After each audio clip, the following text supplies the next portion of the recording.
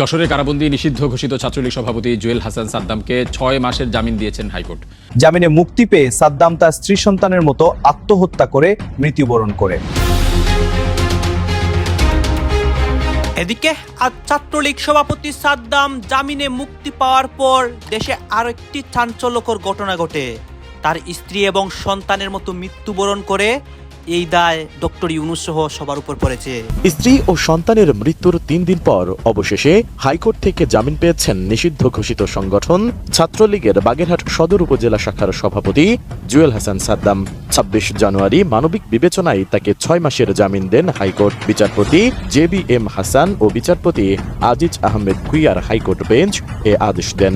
বর্তমান অন্তর্বর্তীকালীন সরকারের একের পর এক নাটক দেখার পর নাটক কম করো সুৎখোর ইউনূস, আজকে বাগেরহাট ছাত্রলীগের সেই আলোচিত ছাত্রনেতা সাদ্দামের জামিন হয়েছে।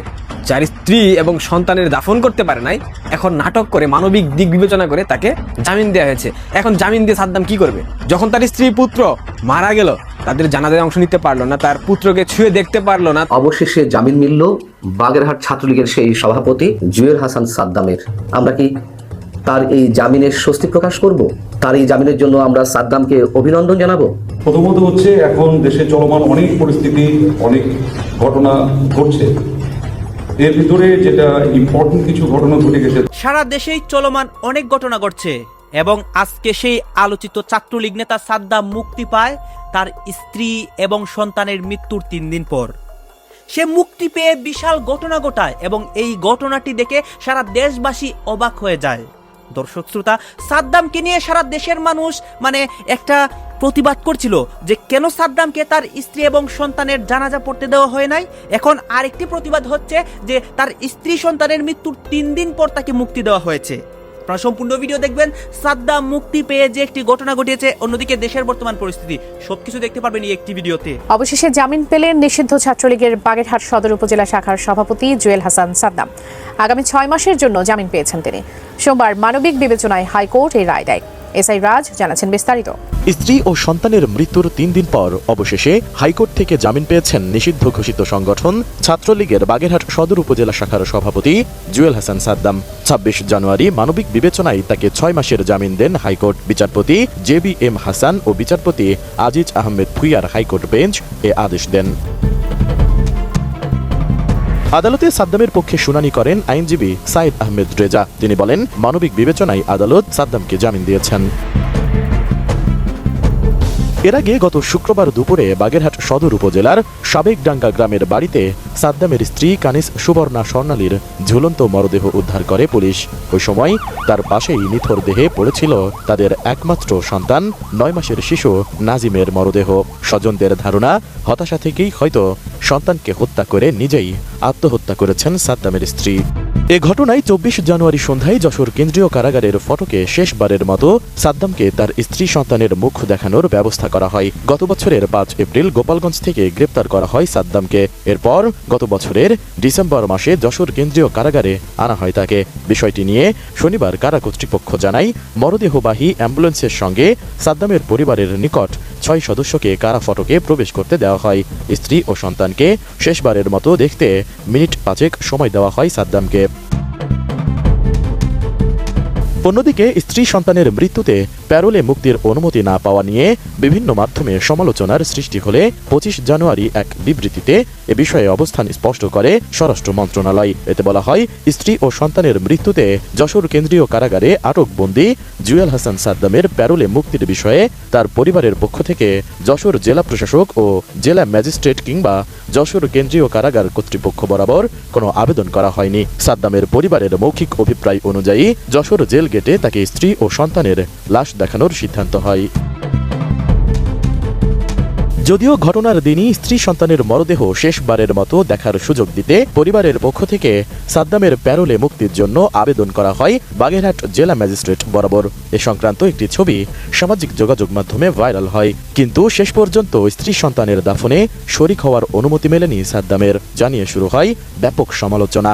এমন পরিস্থিতির মধ্যেই হাইকোর্ট আজ সাদ্দামকে 6 মাসের জামিন দিয়েছেন। দুটি প্রাণের বিনিময়ে অবশেষে জামিন মিলল বাগেরহাট ছাত্রলীগের সেই সভাপতি জুয়েল হাসান সাদ্দামের। আমরা কি তার এই জামিনের স্বস্তি প্রকাশ করব? তার এই জামিনের জন্য আমরা সাদ্দামকে অভিনন্দন জানাবো। সোমবার বিচারপতি JBM হাসান এবং বিচারপতি আজিজ আহমেদ ভুইয়ার সমন্বয়ে গঠিত হাইকোর্ট বেঞ্চ তার জামিনের আদেশ দেন। এবং সাদ্দামের জীবনে কি হয়েছে আমরা সবাই জানি। তার যে একের পর এক মামলা এবং কোনো কোনো মামলা জামিন হওয়ার সত্ত্বেও আরো নতুন নতুন মামলা, এতে যে প্রচন্ড হতাশায় নিমজ্জিত হয়ে এক সময়ে তার সহধর্মিনী স্বর্ণালী আত্মহত্যার সিদ্ধান্ত নিলেন। তার আগে নিজের শিশু সন্তানকে হত্যা করলেন। যদিও আমরা এটিকে কোনোভাবে সমর্থন করি না, তারপরেও করেছে তো। 9 মাসের মধ্যে একদিনও সাদ্দাম তার শিশুকে বুকে জড়িয়ে নিতে পারেনি। এগুলো সবই আমরা জেনেছি। তাদের মৃত্যুর 3 দিন পর জামিন মিলল এবং তাদের মুখখানা শেষবারের মতো দেখার জন্য সাদ্দামকে কত কি করতে হয়েছে, সাদ্দামের পরিবারকে কত কি করতে হয়েছে, সেক্ষেত্রেও যে রাষ্ট্র সরকারের প্রশাসনের নির্মমতা তাও আমরা প্রত্যক্ষ করেছি। এখন কি করবে সাদ্দাম এই জামিন দিয়ে? কোথায় যাবে সাদ্দাম? কি আছে তার জীবনের? আদালতে তার পক্ষে যে আইনজীবী লড়াই করেছেন তিনি জানিয়েছেন যে ব্যক্তিগত ট্র্যাজেডির বিষয়টি বিবেচনায় নিয়ে আদালত তার জামিন মঞ্জুর করেছেন। অনেক দয়া আদালতের। পৃথিবীর বুকে ইতিহাস সৃষ্টি করার পরে এই যে জামিনটি মিলল, এটিও একটি ইতিহাস। একটা রাষ্ট্র তার সর্বোচ্চ নির্মমতার পরে জামিন দেয় একজন কারাবন্দীকে। কিন্তু এই পর্যন্ত কি শেষ? নির্মমতা কি তারপরও আরো অনেকের জীবনে সৃষ্টি হচ্ছে না? কারাগারে যে হাজার হাজার সাদ্দাম এখনো বন্দী, এক সাদ্দামের মুক্তি মিলেছে বা জামিন মিলেছে, মুক্তি তো নয়। আর যে হাজার হাজার সাদ্দাম রয়েছে, কারো কারো জীবন নিঃস্ব হয়ে গেছে, কারো কারো ব্যবসা বাণিজ্য একেবারে ধ্বংস হয়ে গেছে, কারো কারো পরিবার একেবারে পথে বসেছে। সাদ্দামের মতন আরো অনেকে রয়েছেন। যেমন আমি এর আগে জানিয়েছিলাম যে আমার পাশের ওয়ার্ডে, আমি যখন কারাগারে ছিলাম এই সরকারের সময়, গত 5-6 মাস আগে, তখন ফাহাদ নামে একজন ছিল। তারও ঠিক একই অবস্থা। 1 বছর হয়ে গেছে, তার শিশু সন্তানটাকে এখনো পর্যন্ত বুকে জড়িয়ে নিতে পারেনি। তার সহধর্মিণীকে বলেছে যে তুমি আমার বাচ্চাকে আর জেল গেটে নিয়ে এসো না। আরো অনেক সাদ্দাম তো আছে। বাবার মৃত্যু হয়েছে, মায়ের মৃত্যু হয়েছে 1 বছরের মধ্যে, 18 মাসের মধ্যে, জামিন মিলছে না। সারা দেশের অসংখ্য মানুষের চোখের পানি ঝরতে আমরা দেখেছি। সরকারের বিরুদ্ধে যে তুমুল সমালোচনা মানুষ তো করেছে, মানুষ সহ্য করতে পারেনি। এবং এই যে সমালোচনাটা হয়েছে সেটি কি কারণে বেশি হয়েছে? প্যারোলে মুক্তি দেওয়া হয়নি। প্যারোল তো পরের কথা। এবং নিঃসন্দেহে সেই নির্মমতার তো কোনো সংজ্ঞা নেই। সরকারের পক্ষ থেকে বলা হয়েছিল আমরা সব ধরনের চেষ্টা করেছি, কিন্তু সাদ্দামের পরিবারের পক্ষ থেকে সাদ্দামের ছোট ভাই শহীদুল ইসলাম আমাকে জানিয়েছিল প্রথম যে বাগেরহাট জেলা প্রশাসনে তারা আবেদন করেছিল প্যারোলে মুক্তির জন্য, কিন্তু সেখান থেকে কোনো ধরনের সহযোগিতা করা হয়নি। তাদেরকে ন্যূনতম পর্যন্ত এটুকু জানায়নি যে যশোর জেলা প্রশাসনে এটি আবেদন করতে হবে।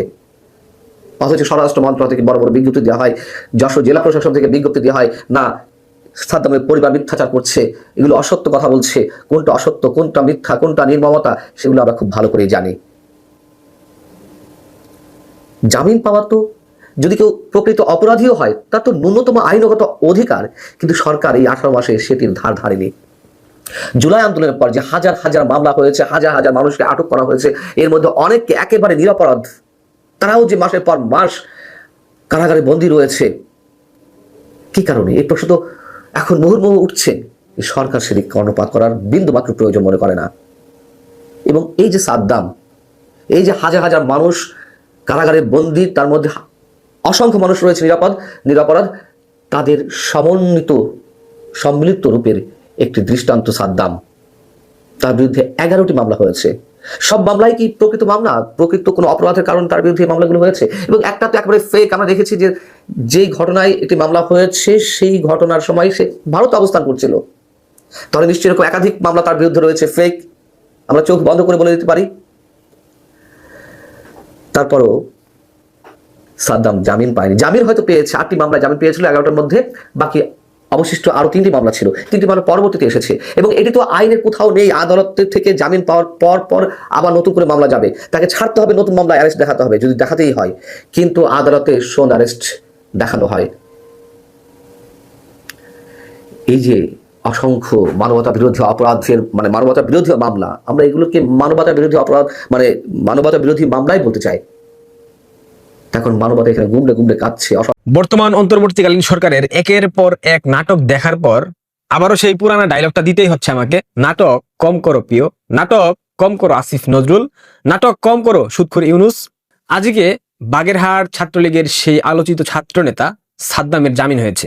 যার স্ত্রী এবং সন্তানের দাফন করতে পারে নাই, এখন নাটক করে মানবিক দিক বিবেচনা করে তাকে জামিন দেওয়া হয়েছে। এখন জামিন দিয়ে সাদ্দাম কি করবে? যখন তার স্ত্রী পুত্র মারা গেল, তাদের জানাজায় অংশ নিতে পারলো না, তার পুত্রকে ছুঁয়ে দেখতে পারলো না, তখন মানবিকতা কোথায় ছিল? তখন মানবিক দৃষ্টিকোণ কোথায় ছিল? চমৎকার নাটক, কি নাটক বর্তমান অন্তর্বর্তীকালীন সরকার, অবৈধ সরকার যেই নাটকের সূত্রপাত আপনারা ঘটালেন, যেই নাটকের ধারা আপনারা সৃষ্টি করে গেলেন, সেই নাটক অদূর ভবিষ্যতে আপনাদের পরিবারের উপর যদি বর্তায় তখন কান্নাকাটি করবেন না। মানবিকতা, মহানুভবতা, মানবাধিকার এইসব গল্প তখন আর বাংলাদেশের মানুষ বুঝবে না, খাবে না, বুঝার চেষ্টাও করবে না। এইটুক নিশ্চয়তা আমি আপনাদেরকে দিতেই পারি। সাদ্দামকে জামিন দিয়েছে কেন? সাদ্দাম কারাগারের অন্ধকার প্রকোষ্ঠে আত্মহত্যা করতো, মারা যেত, সেই ভয়ে সাদ্দামকে জামিনে মুক্ত করে দেওয়া হয়েছে। এই সাদ্দাম এখন জামিনে মুক্ত হয়ে কি করবে? সাদ্দামের কি করার আছে? কি করবে বলেন? তার স্ত্রী নাই, তার সন্তান নাই, সে এখন একটা জীবন্ত লাশ। এই সাদ্দামের তো মুক্তির প্রয়োজন ছিল না। সাদ্দামের মুক্তি একটা নাটক। ইস্যুগুলাকে ভিন্ন খাতে প্রবাহিত করার জন্য এই নাটকগুলা বর্তমান অন্তর্বর্তীকালীন সরকার একের পর এক করে যাচ্ছে এবং করবে। অন্য প্রসঙ্গে আসি, বাংলাদেশ জাতীয়তাবাদী দল বিএনপি। বিএনপি পড়েছে মাইনকার চিপায়। মাইনকার চিপায় পড়ার পর বিএনপি নেতাদের মুখ থেকে এখন বিভিন্ন ধরনের সুন্দর সুন্দর বাণী আমরা শুনতে পাচ্ছি। আজকে মির্জা ফখরুল বলেছে ঠাকুরগাঁও একটা নির্বাচনী জনসংযোগের সময়, শেখ হাসিনা আমাদেরকে বিপদে ফেলে চলে গেছে, তিনি থাকলে বাংলাদেশ একটা গণতান্ত্রিক ব্যবস্থা থাকতো, কিংবা বাংলাদেশ একটা গণতান্ত্রিক ব্যবস্থার মধ্য দিয়ে পরিচালিত হতো। কেন ফখরুল সাহেব 3 আগস্টের কথা আপনারা ভুলে গেলেন? 3 আগস্ট আপনাদেরকে বলা হয়েছিল নতুন সরকার গঠন হবে, সেই সরকারের অংশ হবে বিএনপি, পরবর্তীতে বাংলাদেশে একটা নির্বাচন হবে। আপনারা সেটা করেন নাই। আপনারা জঙ্গি উত্থানের পথে এগিয়ে গেছেন, আপনারা জঙ্গিদের কথা আগ বাড়িয়েছেন, আপনারা জঙ্গিদের ফাঁদে পা দিয়ে নিজেদের সর্বনাশ ডেকে এনেছেন। 5 আগস্টের পর আমরা বলেছিলাম বাংলাদেশে -2 অ্যাপ্লাই করা হচ্ছে, যদিও -2 সেভাবে অ্যাপ্লাই করা হবে না, নতুন মেটিকুলাস ডিজাইনের মধ্য দিয়ে হবে। আওয়ামী লীগকে তাড়ানো হয়েছে, এখন বিএনপি কে ভোটের মধ্য দিয়ে পরাজিত করে সেই ইলেকশন হবে। অবশ্যই বুঝতে পারছেন তো কি ধরনের ইলেকশন হবে। ভোটের মধ্য দিয়ে বিএনপি কে কোন ঢাসা করে বিএনপির গলায় চাপ দিয়ে ধরা হবে, এইটুকু নিশ্চিত থাকেন আপনারা। এবং মির্জা ফখরুল্লাহ কিন্তু সেটা বুঝতে পারছে, জামাত যে ইলেকশন কিভাবে 2 নম্বরই করবে, জামাত কিভাবে সবকিছু নিয়ন্ত্রণে নিয়ে ফেলেছে, এটা ফখরুল সাহেবরা বুঝে গেছে। এখন 71-এর অপরাধী, এখন 71-এর রাজাকারের দল, এ ধরনের বিভিন্ন কথা বলে জামাতকে হেয় প্রতিপন্ন করার চেষ্টা করছে। আমি বলবো এই কথা, তারা হেয় করছে, কারণ এই ফখরুল রায় জামাতকে কুলে বসিয়ে রেখেছিল, এই ফখরুল রায় জামাতকে বাঁচিয়ে রেখেছে, এই ফখরুল রায় জামাতকে অর্থনৈতিকভাবে স্বাবলম্বী করেছে। এখানে আওয়ামী লীগের একটা বিশেষ দায় ছিল, আমি সেটা অস্বীকার করছি না, কিন্তু বৃহৎ দায় ছিল এই ফখরুলের মতো অসংখ্য নেতার, যারা জামাতকে লালন পালন করেছে দীর্ঘ অনেক বছর, যারা 49 বছর সংসার জীবন পার করেছে জামাতের সাথে। এখন যখন ক্ষমতার ভাগ বাটোয়ারা নিয়ে দ্বন্দ্ব লেগেছে, তখন জামাতকে গালি দিচ্ছে। জামাত 71-এর পরাজিত শক্তি, জামাত বাংলাদেশকে বিশ্বাস করে না, জামাত বাংলাদেশের স্বাধীনতা সার্বভৌমত্বকে অস্বীকার করে। তাহলে এত বছর কোথায় ছিলেন ফখরুল সাহেব? যশোর কারাগারে বন্দী নিষিদ্ধ সংগঠন ছাত্রলীগের সাবেক নেতা, বাগেরহাটের একটা উপজেলার ছাত্রলীগের সভাপতি, সাবেক সভাপতি তিনি, খুব ছোটোখাটো পদ না। তো তিনার যে ঘটনাটা ঘটেছে, আপনারা আগে শুরুতেই একজন মানুষ হিসাবে, মানবিক মানুষ হিসাবে প্রথমে এই সাদ্দামের যেই ঘটনা আমরা দেখেছি, কারাগারের ভেতরে গিয়ে তারপরে তার ছোট শিশু সন্তান এবং তার স্ত্রী, 22 বছরের অল্প বয়সেরই মেয়ে, তাকে তারা দুজনই আত্মহত্যা করেছেন। এবং অর্থাৎ মহিলা সম্ভবত মেয়েকে, বাচ্চাটাকে মেরে তারপরে তিনি হয়তো ফাঁসি দিয়েছেন। তবে আমি আমার ছোট করে একটু বলে রাখি, সেটা হচ্ছে যে এটা আসলেই কি ঘটেছে সেখানে, এটার পেছনে অন্য কোনো কিছু আছে কিনা, আওয়ামী লীগ নিজে থেকে এই ধরনের কোনো ঘটনা ঘটিয়েছে কিনা, কিংবা কোনো গোয়েন্দা সংস্থা ঘটিয়েছে কিনা পার্শ্ববর্তী দেশের, এগুলো আমার মনে হয় একটু হিসাব করে দেখা দরকার। আমি অ্যাপার্ট ফ্রম দিস আমি এই জায়গাটা আনতেই চাই না, এটা নিশ্চয়ই পুলিশ প্রশাসন তারা দেখবে। আমি ধরে নিচ্ছি যে এটা একটা আত্মহত্যা ছিল, এটা মনে রেখে আমি আমার আলোচনা করছি। তো এই ব্যক্তির স্ত্রী এবং সন্তান মারা গেল, এই যে বাবা হিসেবে এত ছোট একটা বাচ্চাকে মৃত অবস্থায় জেলখানায় দেখা, এটা খুবই মানবিক একটা ব্যাপার। এটার জন্য আমি তার পরিবারের, তার স্ত্রী, সন্তান তা তো নিশ্চয়ই সে নিষ্পাপ, এবং তার প্রতি আমার ভালোবাসা আমি জানিয়েই আমার বক্তব্য শুরু করছি। কিন্তু বিষয় হচ্ছে যে আজকের যে বাংলাদেশ, এই যে বর্তমান যে বাংলাদেশ, আওয়ামী লীগের হাজার হাজার কর্মী জেলখানায়, তাদের এই পরিণতি, এই রাজনৈতিক অসহিষ্ণুতা, এটা নিয়ে এসেছে কে? আজকে অনেকে মনে করবেন যে আওয়ামী লীগ যদি এটা করেছে তাই বলে কি এখন আওয়ামী লীগ চলে গিয়েছে, অন্য সরকারই সেটা করবে? মানে এই সরকার করছেটা কি? আমরা এটার আরো কঠোর অবস্থানে যাওয়ার পক্ষে। এই জন্যই আমার ব্যক্তিগতভাবে আমি সরকারের সাথে আমার এত সমস্যা, এগুলোর কারণে তারা বিচার করে না ঠিক মতো। যেই সংগঠন, আপনি যদি এই ছেলের, এই যে সাদ্দামের ফেসবুক পেজ, সেটাতে যদি আপনি আইডিতে যদি যান, তার আইডিতে সেই এই যে 25-এর আপনার মাঝামাঝি সময়েও সে যেসব পোস্ট করেছে, প্রকাশ্যে সে মিছিল করছে, তুই তো নিষিদ্ধ সংগঠন, তুই এই দেশের সরকারের আইন ভঙ্গ করে তারপরে তুমি দর্শক আপনারা তো দেখলেন এখানে কি কথা হচ্ছে, অনেকেই কিন্তু অনেক কথা বলতেছে, বিশেষ করে এখানে আলোচিত সেই ছাত্রলীগ নেতা সাদ্দামের মুক্তির বিষয় নিয়ে কথা হয় এবং দেশের রাজনৈতিক প্রেক্ষাপটগুলো নিয়ে কথা হয়। গাইজ এই বিষয়গুলো দেখে এবং সাদ্দামকে নিয়ে আপনাদের মন্তব্যটা অবশ্যই আপনারা আমাদের কমেন্ট বক্সে লিখে যাবেন। আর হ্যাঁ, তখন আপনাদেরকে আমরা যা কিছু দেখিয়েছি সব কিছু আমরা সোশ্যাল মিডিয়া থেকে সংগ্রহ করেছি, এখানে আমাদের নিজস্ব কোনো মন্তব্য নেই বা আমাদের নিজস্ব কোনো সিদ্ধান্ত নেই। সর্বশেষ আপনাদের কাছে আমাদের রিকোয়েস্ট থাকবে, আপনারা আমাদের চ্যানেলে নতুন দর্শক হয়ে থাকলে চ্যানেলটি সাবস্ক্রাইব করবেন এবং পাশে থাকা বেল বাটনটি বাজাবেন যাতে করে নেক্সট ভিডিওটা সবার আগে আপনাদের কাছে পৌঁছে যায়। ধন্যবাদ।